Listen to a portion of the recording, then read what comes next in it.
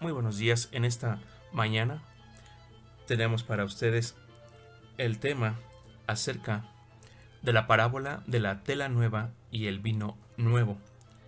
Quiero que me acompañen al Evangelio de Lucas, capítulo 5, versículo 36 al 39.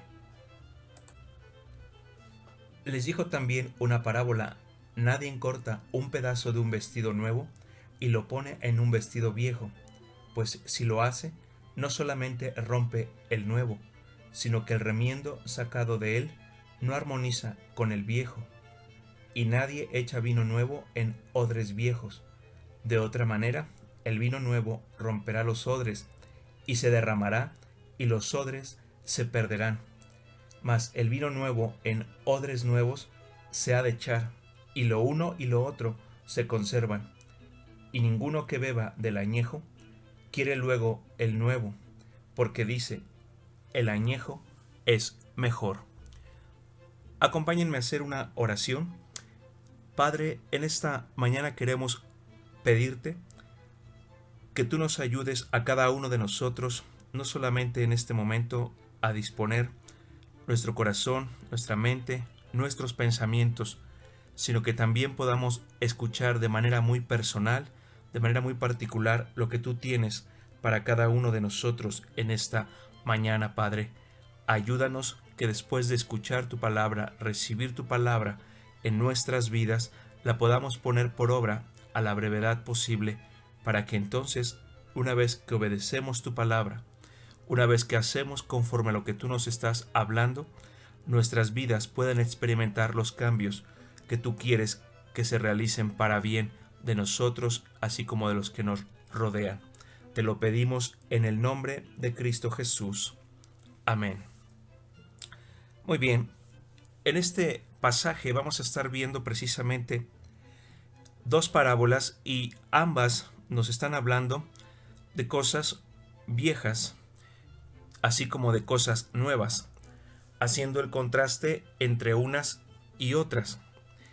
De igual forma, también nos hacen saber las parábolas que vamos a estar viendo en esta mañana sobre los riesgos que se pueden presentar en caso de estar mezclando lo viejo con lo nuevo. Entonces, quiero que antes de entrar de lleno a estas dos parábolas, será importante que podamos estudiar el contexto en el cual Jesús está enseñando estas dos parábolas. Y el contexto lo podemos identificar en los versículos anteriores. Acompáñenme ahí mismo, en Lucas capítulo 5, pero el versículo 33 al 35. Entonces ellos le dijeron: ¿por qué los discípulos de Juan ayunan muchas veces y hacen oraciones, y asimismo los de los fariseos, pero los tuyos comen y beben? Él les dijo: ¿podéis acaso hacer que los que están de bodas ayunen, entre tanto que el esposo está con ellos? Mas vendrán días cuando el esposo les será quitado, entonces en aquellos días ayunarán. Estos son los versículos que nos están hablando del contexto en el cual Jesús, después, a partir del versículo 36 al 39, Él comienza a estar dando la enseñanza a través de estas dos parábolas que vamos a estar viendo en esta mañana. Y bien, en el contexto vemos, a partir del versículo 33, dice que entonces ellos le dijeron. ¿A quién ellos se refiere? Lo podemos precisar en los versículos más arriba, específicamente en el versículo 30, y podemos ver que son precisamente los escribas y los fariseos que están en compañía de los discípulos de Jesús y de Jesús mismo, teniendo una reunión, teniendo una sobremesa. Y es en esa charla, en esa plática, donde están todos ellos presentes, que los escribas y los fariseos toman la palabra para hacerle esta pregunta a Jesús: ¿por qué los discípulos de Juan ayunan muchas veces y hacen oraciones? Y primeramente lo que estamos viendo aquí es algo muy reiterativo, no solamente en el Evangelio de Lucas, sino también en los otros 3 evangelios. Y es el hecho que una y otra vez la gente que podríamos denominar religiosa, como lo eran una parte de los escribas y en su mayoría de los fariseos, representando esa religiosidad, constantemente ellos abordaban a Jesús precisamente para hacerle preguntas de esta naturaleza, de esta índole, preguntas que ellos encontraban claves para poder confrontar lo que Jesús y sus discípulos venían realizando a lo largo del tiempo del ministerio de Cristo, pero que para ellos, desde un perfil religioso, a ellos no les agradaba ver cómo Jesús llevaba a cabo su ministerio, y mucho menos los milagros y señales que Jesús hacía. Les provocaba envidia. Y por eso aquí nuevamente está una situación como esta. Ahora le inquieren a Jesús por qué los discípulos de Juan el Bautista, ellos están constantemente ayunando muchas veces y hacen oraciones.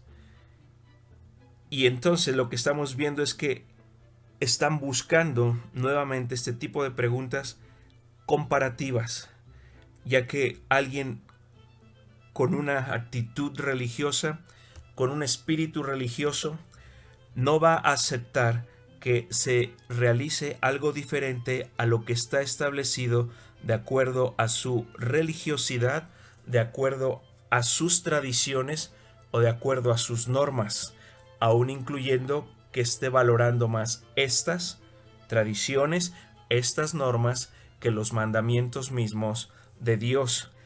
Y además le insisten asimismo los de los fariseos, es decir, también los discípulos de los fariseos, al igual que los discípulos de Juan el Bautista, también ellos hacen muchas veces ayunos y oraciones. ¿Por qué es que tus discípulos, Jesús, no hacen esto? Y aquí nuevamente agregan ahora incluso a los discípulos de los fariseos. Y lo que estamos viendo es que están tratando de justificar su pregunta, están tratando de hacer válida su pregunta al poner a más de una persona como referencia que lleva a cabo esto y seguir insistiendo en por qué los discípulos de Jesús no lo realizan. Y algo que hay que tener en cuenta es lo que podemos ver en Lucas también, capítulo 18, unos capítulos más adelante, versículo 11 al 12. Lucas capítulo 18, versículo 11 dice: el fariseo, puesto en pie, oraba consigo mismo de esta manera: Dios, te doy gracias porque no soy como los otros hombres, ladrones, injustos, adúlteros, ni aun como este publicano. Ayuno 2 veces a la semana, doy diezmos de todo lo que gano. Y es precisamente en este versículo que podemos encontrar que lo que habían acostumbrado, lo que habían ya hecho una tradición, una forma de vida, era que tanto los discípulos de los fariseos mismos, acostumbraban como una tradición realizar a la semana 2 días de ayuno. Y precisamente sobre esto es que está girando la pregunta que le están haciendo a Jesús: ¿por qué tus discípulos no hacen también de esta misma manera? Ese era realmente el centro de su pregunta. Pero hay que considerar que esta forma de ayunar 2 días a la semana no estaba establecida, no estaba contemplada dentro de la ley de Moisés, sino que era una imposición que los fariseos, es decir, la religiosidad, y como una costumbre, como una tradición, se había impuesto a través del liderazgo religioso de los fariseos. Dice, por lo que pues podemos considerar que tampoco estaba esto de ayunar 2 veces a la semana, ayunar 2 días a la semana, tampoco estaba contrario a la ley de Dios. Lo que está haciendo en este tiempo estas personas con este perfil, con esta actitud religiosa, es que para ellos sí estaba mal visto que alguien no llevara a cabo este tipo de ayuno. Y ahí es donde podemos encontrar que lo que están exigiendo ellos es desde una posición religiosa. Algo que si bien no contradice la ley de Dios, porque la misma ley de Moisés y aún Dios mismo nos pide realizar ayunos, mas sin embargo no nos especifica la periodicidad de estos. Y es muy común, como lo vemos aquí, que los fariseos de esto hayan hecho una tradición y lo llevaron incluso todavía más allá. Lo están haciendo como algo que se tiene que observar de manera estricta, es decir, una costumbre llevada a una tradición y después de una tradición llevada a una imposición de carácter estricto y religioso, pero que no estaba así establecido específicamente dentro de la ley de Dios. Y es por esto que se está teniendo en este momento esta cuestión, esta interrogante que le hacen a Jesús. Y termina ahí el versículo diciéndole a Jesús: los tuyos, tus discípulos, por lo contrario, por el otro lado, en el otro extremo, solamente se dedican a comer y a beber.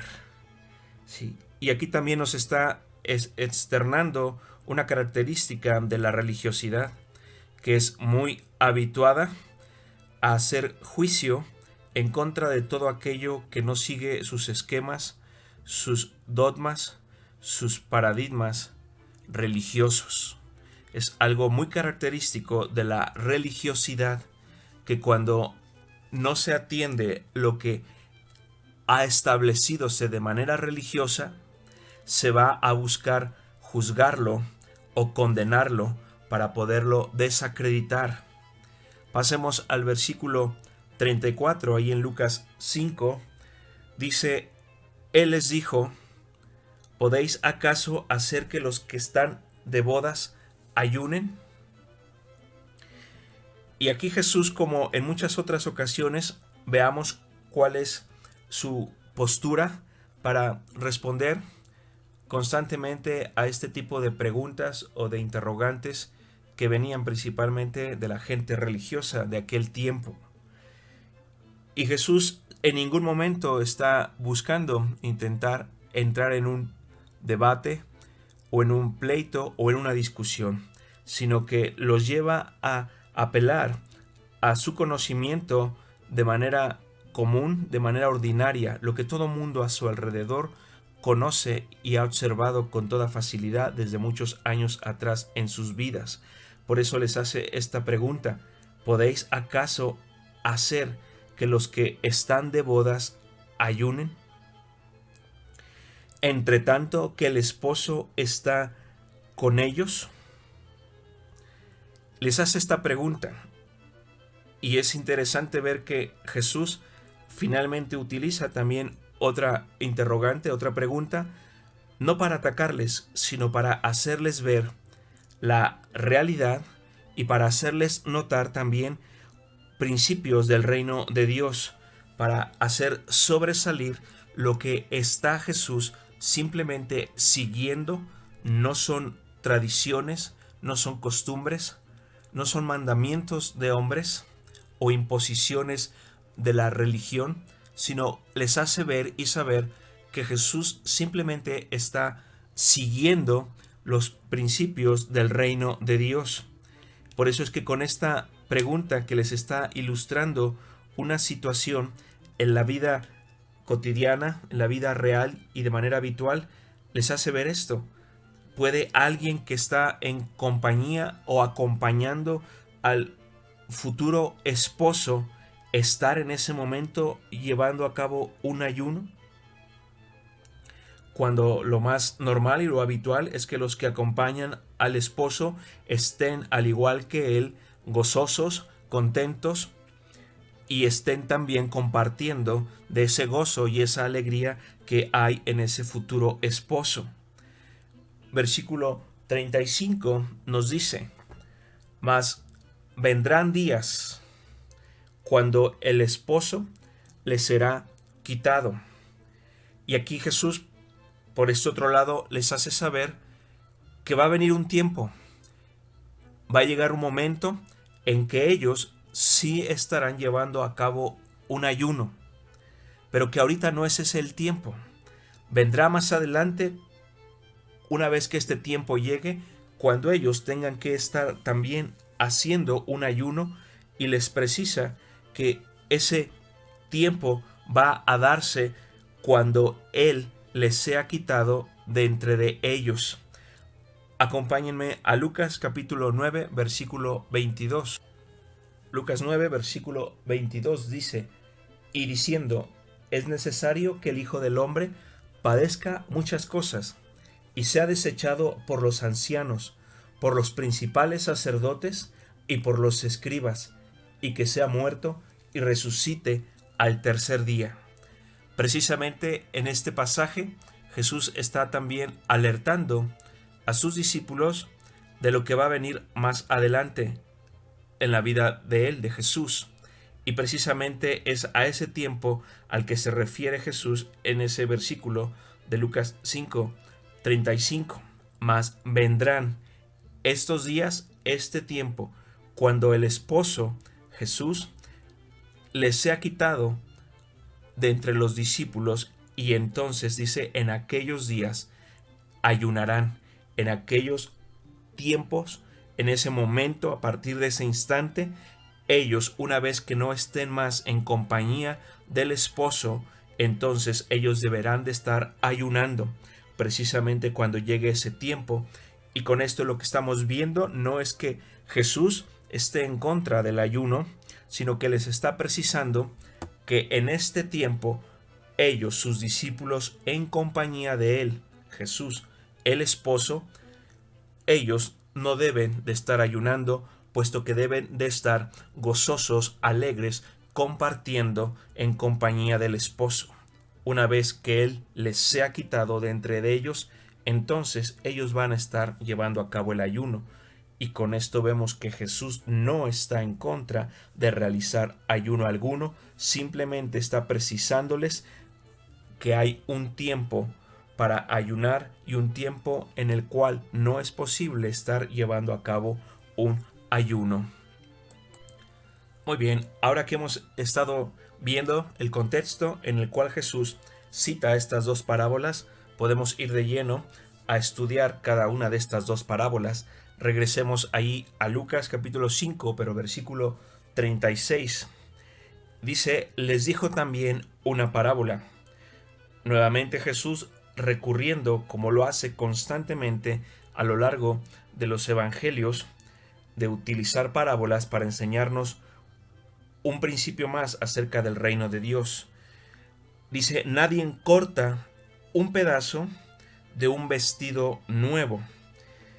Y Jesús comienza precisamente haciendo este planteamiento en donde está apelando a que hagamos uso del sentido común, haciendo saber que nadie que tenga en su poder un vestido nuevo se atrevería a de este vestido cortar un pedazo para buscar reparar un vestido viejo, un vestido que ya está más desgastado y acabado.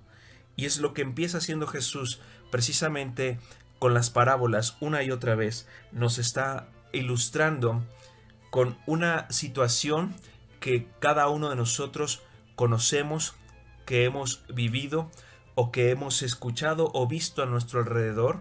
A partir de ahí, Jesús está buscando llevarnos a enseñarnos los principios del reino de Dios. Por eso comienza de esta manera, apelando simplemente al sentido común de cada uno de nosotros. Nadie haría tal cosa.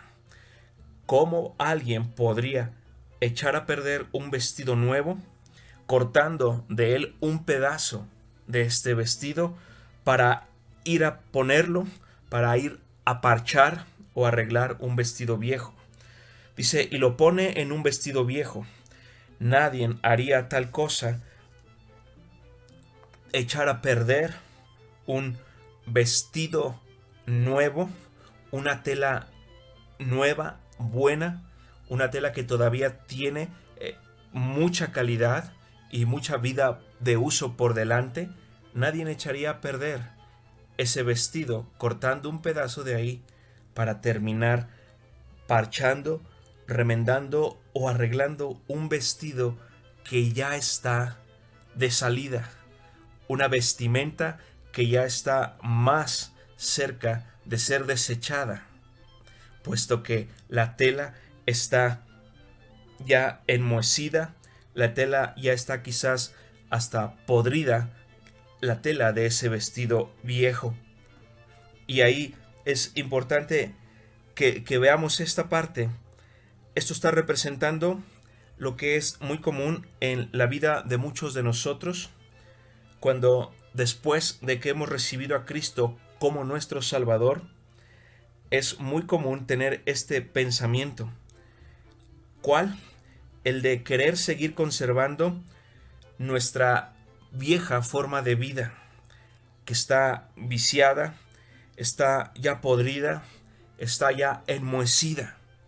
Hemos recibido a Cristo, le hemos aceptado como nuestro Salvador, pero el pensamiento que en la mayoría de cada uno de nosotros en ese momento existe o está presente es querer conservar nuestra vieja forma de vida. Es querer que simple y sencillamente le pidamos o le permitamos a Jesús que precisamente solo haga unos cuantos arreglos, solamente coloque unos cuantos parches sobre mi vieja manera de vivir, sobre mi vieja vestimenta, que ponga un parche por aquí, otro parche por allá y otro parche más allá, y que eso creemos que es lo único que se necesita, y además incluso creemos también que es lo que Dios va a hacer o llevará a cabo en nuestras vidas. Pero lamentablemente no es así como trabaja el reino de Dios. Precisamente es lo que en esta parábola Jesús nos está enseñando. Nosotros, desde una mentalidad humana, desde una perspectiva humana, y aún insisto, después de que hemos recibido ya a Cristo como nuestro Salvador, esta forma de pensamiento está muy presente en la mayoría de nosotros al comienzo de nuestro caminar en Cristo. Creemos y pensamos que todo lo que hemos vivido, nuestra forma de vida, nuestro viejo vestido o nuestras viejas vestiduras van a seguir estando ahí con nosotros, y que solamente Dios haga unos cuantos parches. Vayamos a 2 de Corintios capítulo 5 versículo 16 y 17. 2 de Corintios capítulo 5 versículo 16. De manera que nosotros de aquí en adelante a nadie conocemos según la carne. Y aun si a Cristo conocimos según la carne, ya no lo conocemos así. De modo que si alguno está en Cristo, nueva criatura es. Las cosas viejas pasaron, he aquí todas son hechas nuevas. En este versículo podemos ver este principio que Jesús nos está ilustrando aquí en esta parábola de la tela nueva. Y este principio del reino de Dios consiste en que absolutamente nada de lo viejo Dios pretende o aceptará que estemos conservando o guardando de nuestras vidas. Él, aún lo más pequeño, aún incluso lo más recóndito que pueda estar en el interior de nuestro corazón, aún eso, al ser viejo, también eso Dios quiere que lo desechemos, que lo tiremos, que lo echemos fuera por completo de nuestras vidas para dar paso a la obra de Dios que Él quiere hacer con nosotros, para poder dar lugar a que Él haga en nosotros unas nuevas vestiduras, que Él nos coloque, que Él nos entregue para poder estrenar una nueva forma de vida que Él quiere darnos a cada uno de nosotros. Bien, regresemos ahí a Lucas capítulo 5, versículo 36. Dice, pues si lo hace, no solamente rompe el nuevo. Jesús sigue apelando a esta cuestión de sentido común. ¿Quién podría echar a perder o romper o quitar un trozo de la tela de un vestido nuevo? ¿Quién haría tal cosa tan absurda? Por eso lo dice así, pues si lo hace, no solamente está rompiendo el vestido nuevo, sino que el remiendo sacado de del vestido nuevo, no va a armonizar colocado en el vestido viejo. Y aquí hay dos cuestiones. Primero, se refiere a que no va a armonizar debido, primero, a la calidad de la tela misma. La calidad de un vestido nuevo, aunque sea el mismo color, su calidad no va a ser la misma que la calidad que tiene en ese momento ya ese vestido viejo, desgastado, quizás en algunas partes o secciones hasta podrido. Y es con lo primero en lo que vemos que Jesús insiste, no va esto a quedar ahí, puesto que no va a poder encajar, armonizar, coincidir en la misma naturaleza, con las mismas condiciones, ese trozo de un vestido nuevo colocado como un parche en un vestido viejo. Además de lo que ya comentamos, la calidad de la hechura de la tela nueva contra la del vestido viejo, también el diseño mismo de la tela, no sabemos si va a lograr encajar o armonizar. Es muy poco probable que exista una compatibilidad con la tela del vestido viejo hacia ese parche de la tela del vestido nuevo. Es muy poco probable, y es lo que Jesús insiste aquí. No va a ser posible que se armonice con el vestido viejo. Vamos ahora a ver otro pasaje para poder entender que este no es el propósito o el diseño dentro del reino de Dios para la vida de cada uno de nosotros. Lucas capítulo 15, versículo 21 nos dice, y el hijo le dijo, Padre, he pecado contra el cielo y contra ti, y ya no soy digno de ser llamado tu hijo. Pero el padre dijo a sus siervos, sacad el mejor vestido y vestidle, y poned un anillo en su mano y calzado en sus pies. Traed el becerro gordo y matadlo, y comamos y hagamos fiesta, porque mi hijo muerto era, y ha revivido, se había perdido y es hallado, y comenzaron a regocijarse. En este pasaje podemos ver que una vez que alguien está completamente arrepentido y este arrepentimiento le lleva de regreso al Padre, veamos que el Padre no está pidiendo que traigan a una costurera para que parche ese vestido viejo con el que está llegando el hijo pródigo.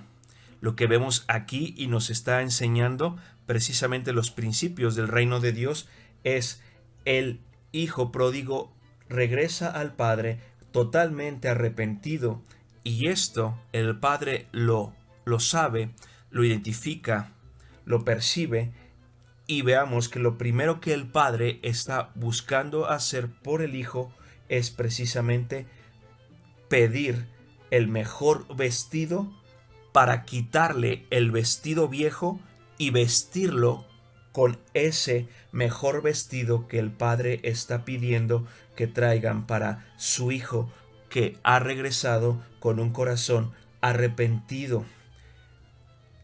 Aquí, en este punto precisamente es donde estamos viendo esto. En el plan del reino de Dios, en los principios del reino de Dios, no se trata de que Dios va a parchar mis vestiduras, mi vieja manera de vivir.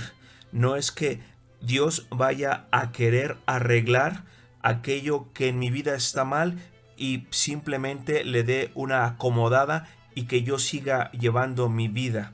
No, en el reino de Dios se trata, al igual que en este pasaje, que yo esté renunciando a las viejas vestiduras, aquello con lo que yo venía, con lo que yo llegué, con lo que yo me acerqué al Padre con un corazón arrepentido, y el Padre, su reacción inmediata después de ver mi arrepentimiento, mi corazón arrepentido es: traigan un vestido, y no cualquiera, el mejor vestido, para vestirle con este y ya desechar y tirar aquellas vestiduras viejas.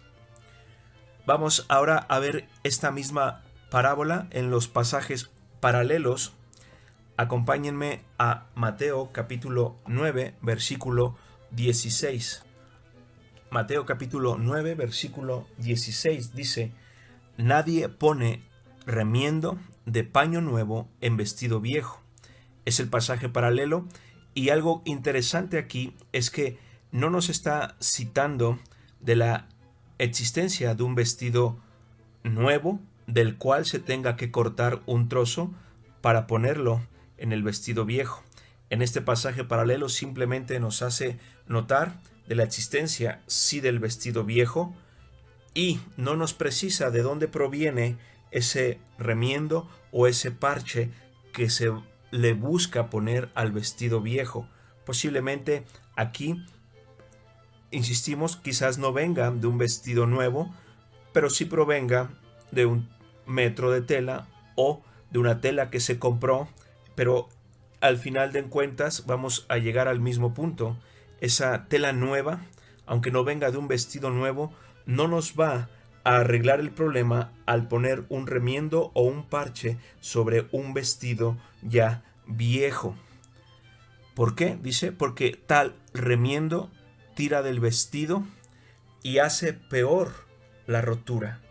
En este pasaje paralelo podemos ver que aquí Jesús hace ahora insistencia en esta otra razón, que es una segunda razón por la cual no puedo querer parchar simplemente un vestido viejo, no puedo simplemente querer poner un trozo de tela nueva para remendar o parchar mi vieja manera de vivir. Eso no va a funcionar. Y aquí nos da una segunda razón. Dice, tal remiendo o tal parche va a tirar del vestido y se va a hacer peor esa rotura. Es la segunda razón aquí en este pasaje paralelo, a diferencia del de Lucas, donde nos hace saber por qué tampoco hacer esto tendría sentido alguno. En lugar de resolver la situación o el problema, Jesús nos está advirtiendo que esto se puede hacer un problema más grande y una situación todavía más grave. Por eso no es para nada recomendado hacer esto, puesto que ese remiendo, al estar tratando de ajustarlo ahí sobre el vestido viejo, va a terminar tirando de la tela del vestido viejo las costuras a la hora de ajustarlo, y la rotura muy seguramente se va a hacer mucho mayor, mucho más grande. Vamos al otro pasaje paralelo que lo encontramos en Marcos capítulo 2, versículo 21. Marcos capítulo 2, versículo 21. Nadie pone remiendo de paño nuevo en vestido viejo. De otra manera, el mismo remiendo nuevo tira de lo viejo y se hace peor la rotura. Aquí nuevamente nos cita de esta segunda situación, cuestión por la cual no es nada recomendable realizar esto como una forma de reparar un vestido viejo. Dice, en aquellos tiempos de la Biblia, cuando un vestido ya viejo necesitaba ser reparado o remendado, debía añadírsele algún pedazo de tela también viejo. Sí, nos está hablando precisamente de cómo es entonces que desde aquellos años, desde aquellos tiempos, se podía reparar o hacer algo quizás de lo último por un vestido viejo, como por darle simplemente unos cuantos días más de vida o de utilidad a ese vestido viejo. Dice que la forma más correcta para lograr todavía obtener algún tiempo extra de vida sobre ese viejo vestido o esas viejas vestimentas era poner un pedazo de tela, pero también de tela vieja, pues entonces así se podía evitar que la rotura se hiciera más grande o mayor si se usaba como un remiendo de tela nueva. Vamos a ver también, hay un versículo que nos cita acerca de esto como un principio, y lo encontramos en el Antiguo Testamento, en el libro de Levítico, capítulo 19, versículo 19. Levítico 19, 19. Mis estatutos guardarás. No harás ayuntar tu ganado con animales de otra especie. Tu campo no sembrarás con mezcla de semillas, y no te pondrás vestidos con mezcla de hilos. En este pasaje del Antiguo Testamento, es apenas el libro de Levítico, estamos viendo que Dios estableció este principio, y el principio es que no podemos estar haciendo mezclas, aún incluyendo, ahí lo cita, no pondrás vestidos con mezcla de hilos, y eso va a ser muy frecuente que suceda cuando se intente reparar un vestido viejo, aún incluso utilizando tela vieja, que las condiciones y la calidad de la tela, al no ser la misma, se va a terminar mezclando, y entonces la reparación no va a durar por mucho tiempo. Si hay algo que podamos concluir de esta parábola, es que precisamente Dios no quiere solo tomar lo mejor de cada aspecto o área de mi vida y eso mezclarlo con lo suyo. Esto Dios nunca lo va a hacer, precisamente por lo que leemos en este versículo, que Dios mismo restringe y está limitando y pidiendo que no se realicen ningún tipo de mezclas. Y muchas veces es precisamente ese pensamiento que tenemos constantemente en la mente, que podemos juntar aquello bueno que haya en nuestras vidas, juntarlo para mezclarlo con lo que Dios puede aportar para mi vida. Esto realmente no representa ni refleja la forma en la cual Dios trabaja al estar haciendo Él su obra en cada uno de nosotros. Lo que Dios quiere hacer en cada uno de nosotros es que, primeramente, de manera voluntaria, renunciemos a todo lo que está en nuestra vida y que está representando a esa naturaleza humana que es inclinada a la maldad, al egoísmo, a mi viejo hombre, a mi vieja naturaleza. Que yo renuncie a eso, que yo deje eso a un lado, las viejas vestiduras, y en su lugar poner Dios unas nuevas vestiduras en mi vida que representan su naturaleza divina, estando presente en mi ser, en mi vida, para que solamente así, vistiendo las nuevas vestiduras en cada uno de nosotros, estando presente la naturaleza de Dios, cada uno podamos estar viviendo de acuerdo a su voluntad, y así alcanzaré el bienestar para mi persona y también para los que me rodean. Bien, vamos a ver la segunda parábola. Y esta es la parábola acerca del vino nuevo en odres nuevos. Y antes de ir de lleno a estudiarla, quiero que podamos primero definir qué es un odre. Dice que odre viene de la palabra en latín úter y es un recipiente hecho de cuero, generalmente de oveja o cabra, el cual primeramente tiene que ser vaciado de todo lo que tiene por dentro, de modo que no fuese preciso abrirlo al animal en canal. Y una vez que este cuero es curtido, será cosido de los agujeros que pueda haber por las extremidades, las patas del animal, y el único espacio o hueco que no se va a coser o no se va a cerrar es principalmente el que da hacia el cuello, por donde será vertido o sacado el líquido que se introduce ahí. Y normalmente un odre sirve para contener, pero también se usaba mucho para transportar líquidos como vino, aceite, leche, agua, etc. Bien, vayamos nuevamente a Lucas capítulo 5, versículo 37.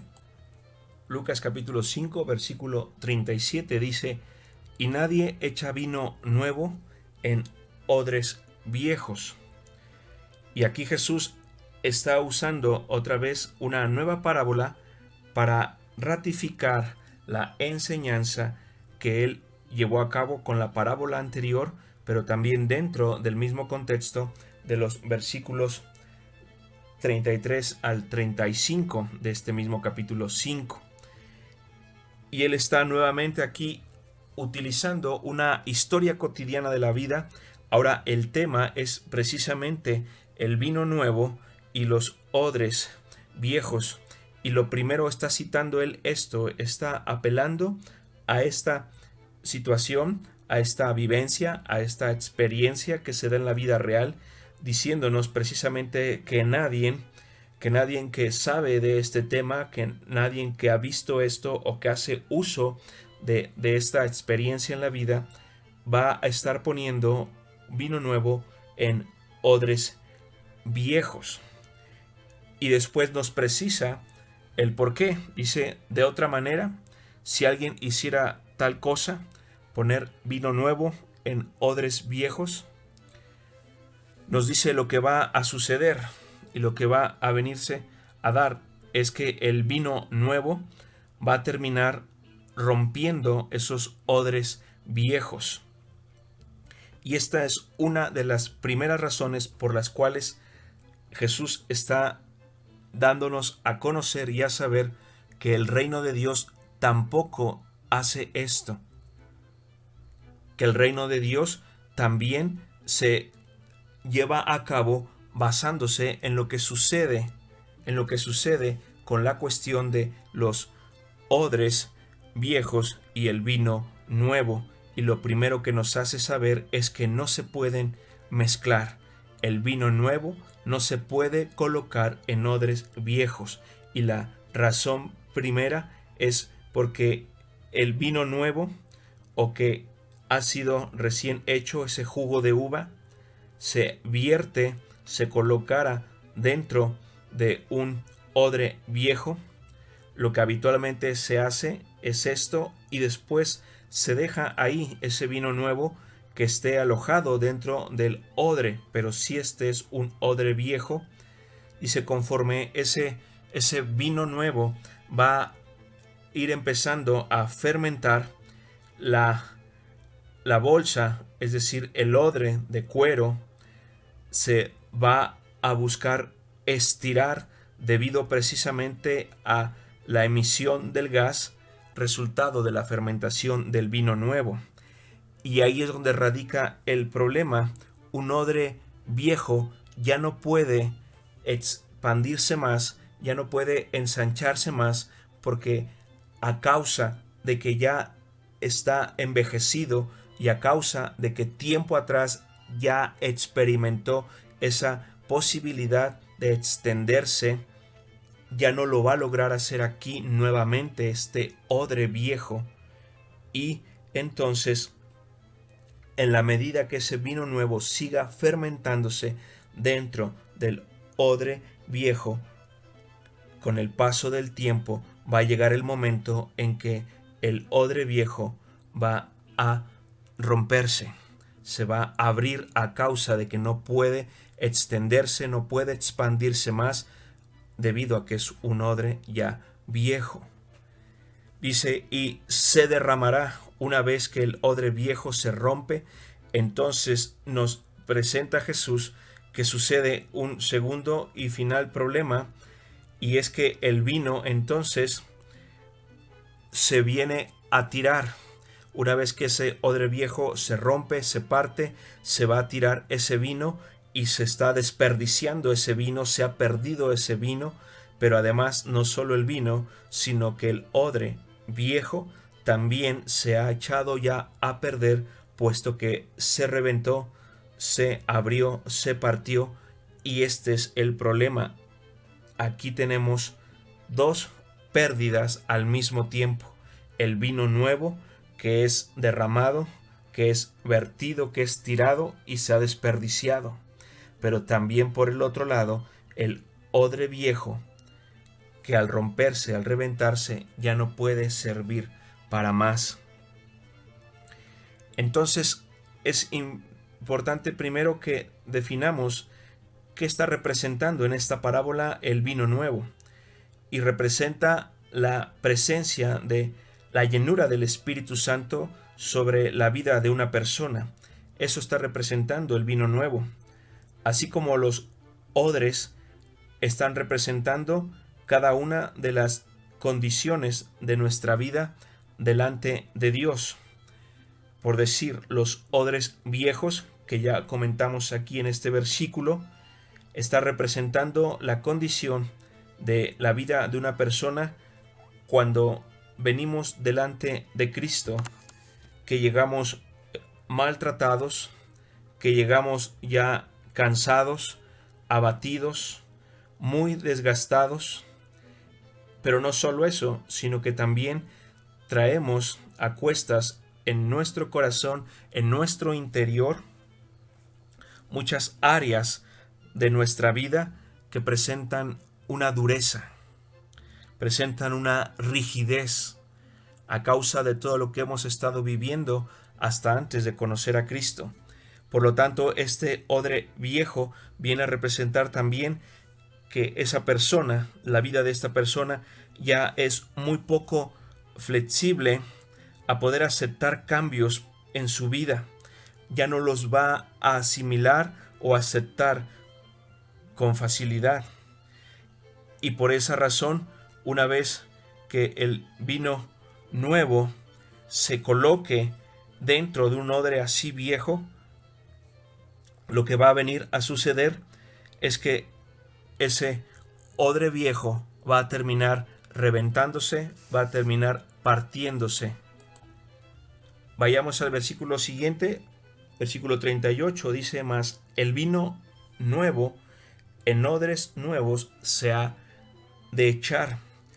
Aquí Jesús nos está ilustrando que si en lo natural el vino nuevo solamente debe ser depositado o vertido en odres nuevos, de igual manera también sucede en el reino de Dios, en lo espiritual. Es el principio que Jesús nos está enseñando a través de esta parábola acerca del reino de Dios, que el vino nuevo, el Espíritu Santo, la llenura del Espíritu de Dios sobre nuestras vidas solamente puede ser derramada y conservada, solamente puede ser colocada en la vida de una persona y conservada en la vida de esta persona cuando la vida de esta persona está en las condiciones de un odre nuevo.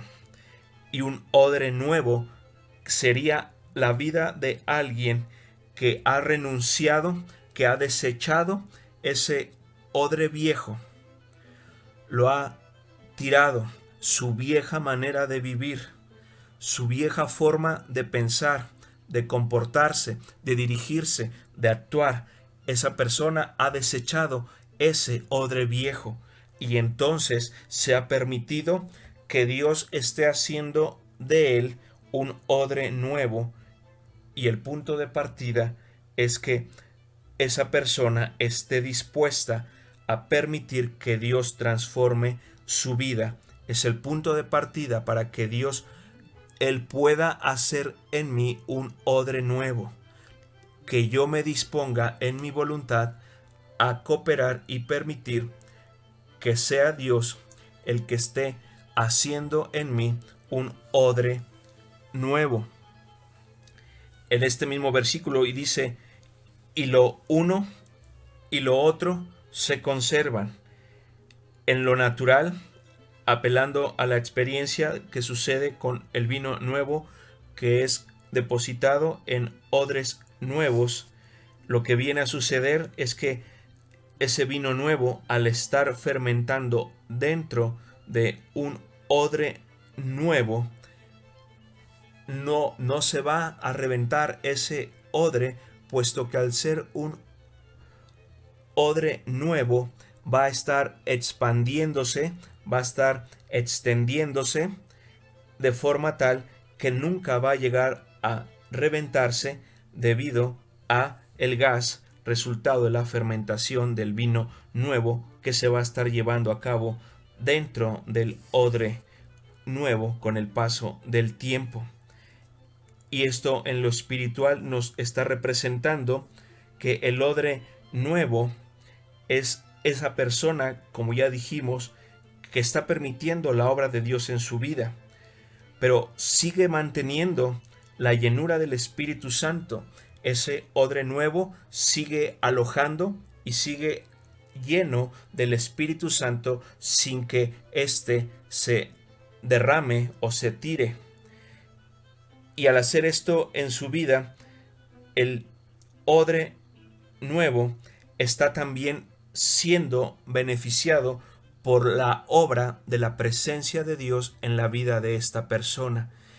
Es decir, una vez que esta persona se dispone a hacer un odre nuevo y está ahí el vino nuevo llevando a cabo la obra que es el Espíritu Santo presente en la vida de esa persona, que es un odre nuevo, el Espíritu Santo está realizando una obra en la vida de esa persona y no hay pérdida ni de la presencia del Espíritu Santo, ni hay pérdida alguna del odre, puesto que es un odre nuevo y están empezando a tener una dinámica que está beneficiando principalmente y desde luego al odre nuevo.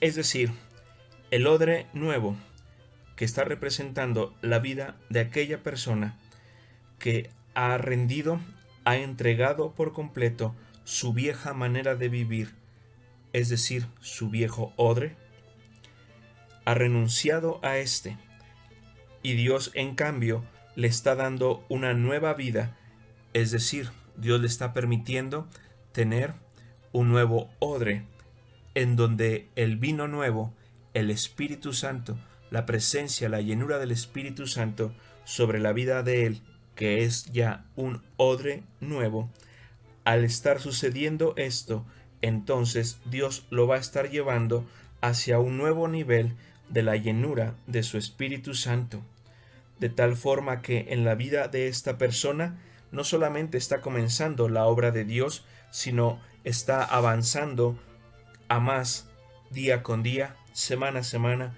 mes a mes, puesto que ese odre nuevo mantiene el vino nuevo, es decir, la presencia del Espíritu Santo de continuo ahí en él. Muy bien, vamos a terminar viendo el último versículo, aquí en Lucas 5, versículo 39. Dice, y ninguno que beba del añejo. ¿Y a qué se refiere con añejo? Es ese vino nuevo, el Espíritu Santo, que después de estar presente por mucho tiempo en la vida de una persona, es decir, en la vida de un odre nuevo, porque ha permitido que Dios le diera un odre nuevo para albergar, para alojar al vino nuevo. Al estar esto ya por mucho tiempo, estamos hablando no solo de semanas, no solo de meses, sino incluso algunos años, lo que va a estar sucediendo es que hay una interacción entre la vida de esa persona, ese odre nuevo, y la presencia del Espíritu Santo, que por supuesto está llenando su vida constantemente y de manera habitual y permanente. Y el resultado de esta dinámica es que hay una mucho más profunda e íntima relación de esta persona con su Padre Celestial. Por eso nos dice, ninguno que beba en este momento, en este preciso momento, cuando lo que Dios ha estado haciendo en la vida de esta persona puede ya ser observado, puede ser visto por muchos a su alrededor, no solo por él mismo. Dice, quien pueda constatar o corroborar cómo es que Dios ha transformado la vida de esta persona para bien como resultado de estar este odre nuevo constantemente permaneciendo lleno del Espíritu Santo. Por eso lo dice, ninguno que beba del añejo, es decir, de la obra presente del Espíritu Santo, que ha avanzado en un cambio sobre la vida de esta persona, quiere luego el nuevo, es decir, aquel vino que fue puesto por primera vez.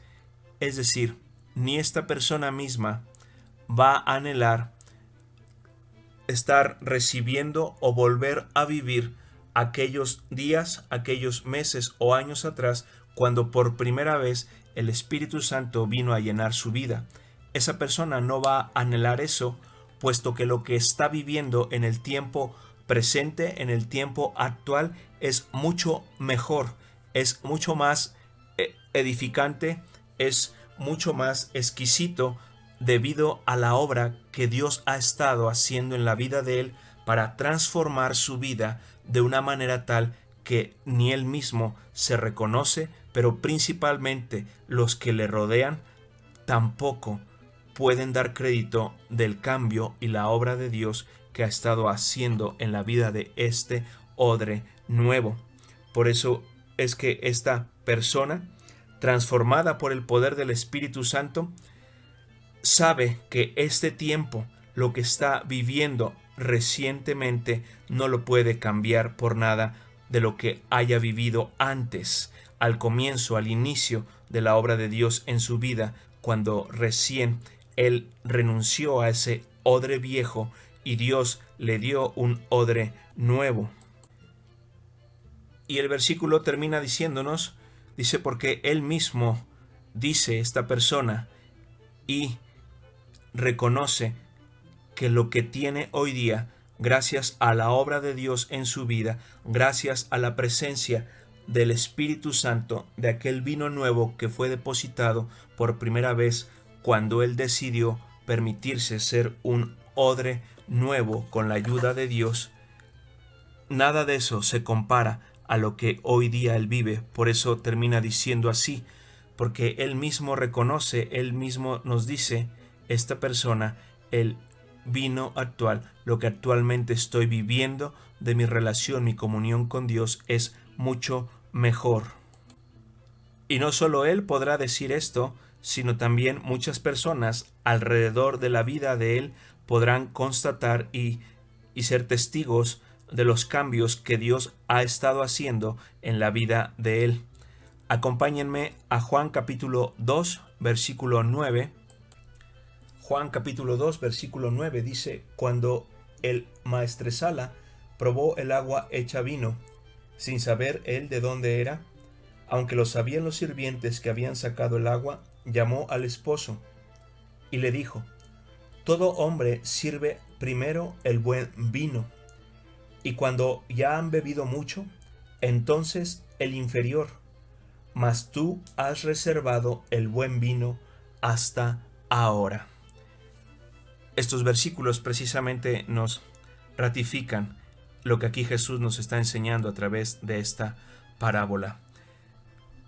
Quiero concluir aquí y primeramente hacer un llamado para cada una de aquellas personas que nos están escuchando, donde quiera que tú te encuentres, donde quiera que tú estés, y quizás a lo mejor todavía no has entregado tu vida a Cristo, reconociendo que necesitas tú de un Salvador. ¿Y por qué hay que hacer esto? Porque es el primer paso, es tomar una decisión simplemente en este momento, en esta mañana, en donde tú reconoces que al igual que cada uno de nosotros, hemos quebrantado al menos alguno de los 10 mandamientos de la ley de Dios. Y ese simple hecho de haber quebrantado 1, 2 o 3 mandamientos o más de la ley de Dios nos colocan en dirección a un castigo eterno después de esta vida. Y Jesucristo, precisamente, el Hijo de Dios, fue enviado aquí a la tierra para que cada persona que decida aceptarlo y reconocerlo como su Salvador pueda ser librado de ir a un castigo eterno si en este momento muriera sin recibir el perdón por haber quebrantado la ley de Dios. Esta mañana yo quiero invitarte, si tú quieres recibir a Jesucristo como tu Salvador, como aquel que pagó lo que a mí y a ti nos correspondía pagar a causa de haber desobedecido la ley de Dios, de haber quebrantado la ley de Dios. Si tú en tu corazón crees que también Jesucristo, al morir en la cruz del Calvario, lo hizo para que tus pecados, mis pecados, fueran perdonados y así entonces yo no poder ir después de esta vida al castigo eterno, entonces repite conmigo esta oración. Padre, yo creo en tu Hijo Jesucristo, enviado a la tierra para morir en la cruz del Calvario, para que cada uno de mis pecados, cada una de mis desobediencias a tu ley, al aceptar a Jesús como mi Salvador, su sangre que Él derramó en la cruz del Calvario, yo creo y así lo acepto, que perdona cada una de mis desobediencias hacia la ley de Dios. Te pido en esta mañana, Jesús, que tú seas mi Salvador. Yo decido creer en ti, Jesucristo, como aquel que pagó por mí lo que yo tenía que pagar en la cruz a causa de haber quebrantado la ley de Dios. Te acepto como mi único y suficiente Salvador, Cristo. Pero también yo sé que al tercer día, después de tú morir en la cruz, tú resucitaste. Y porque sé que estás vivo, yo quiero pedirte ahora, Jesús, que vengas a vivir en mi corazón. Ven a habitar en mi vida, en mi interior, Jesucristo, para que tú me ayudes a renunciar a las viejas vestiduras, a mi vieja forma de vida, a mi vieja manera de pensar y de entender lo que es todo a mi alrededor, pero también asimismo que tú me ayudes a renunciar a ese odre viejo para que tu obra en mi vida pueda ser comenzada a llevar a cabo. Te lo pido en el nombre de Jesús. Y finalmente necesitamos reconocer cada uno de nosotros que es necesario dejar de estar abrazando aquellas áreas de nuestra vida que no hemos querido entregar a Dios, que representan esas vestiduras viejas y podridas, aquello que quizás aún no le hemos entregado por completo a Dios, que lo soltemos en esta mañana, que renunciemos a eso y se lo entreguemos a Él porque hasta después de esto es que Él nos podrá dar esas vestiduras nuevas que tiene para cada uno de nosotros. Pero también de igual forma, que podamos soltar ese viejo hombre, esa vieja mujer, es decir, ese viejo odre, que lleva consigo muchos pensamientos o muchos dogmas o paradigmas en su manera de pensar, rígidos, enmohecidos, que incluso muchas veces nos hacen querer exigirle a Dios el cómo Él haga su obra en nuestras vidas.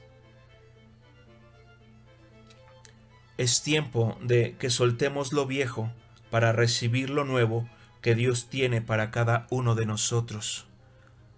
Padre, que esta mañana tú nos ayudes, que si hay algo que no hemos querido aún soltar, si hay alguna área, algún aspecto de nuestra vida que aún falta por entregarte a ti, para que tú puedas entonces darnos vestidos nuevos y un odre nuevo, Señor. Te pedimos que tú nos lo muestres, que tú nos lo reveles en caso que no sepamos qué es. Pero si ya sabemos o tú nos muestras qué es eso que tenemos que soltar y entregarte a ti, Padre, en el nombre de Jesús, te pedimos que tú nos ayudes a podernos desprender por completo, soltar por completo todo aquello viejo, todo aquello enmohecido, todo aquello podrido, aun aquello que en nuestra mente también está ahí, enmohecido y envejecido, y que ha estado deteniendo tu obra en nuestras vidas. Te pedimos, Padre, que nos ayudes a soltar esto, en el nombre de Cristo Jesús. Amén. Muchas gracias a todos y cada uno de los que en esta mañana nos han acompañado. Dios les bendiga enormemente.